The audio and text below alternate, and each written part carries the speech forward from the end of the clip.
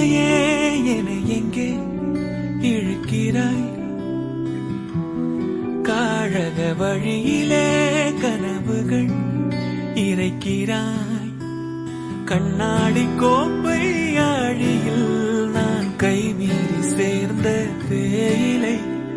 கண்ணங்கள் மூடி ஓரமாய் நீ நின்றாலே அன்றே தேவிரை. கிளியே நீ பிரிந்தால் சாகிறேன், விறகாய் உன் விழியே கேட்கிறேன். ஒளியே உன் உரசல்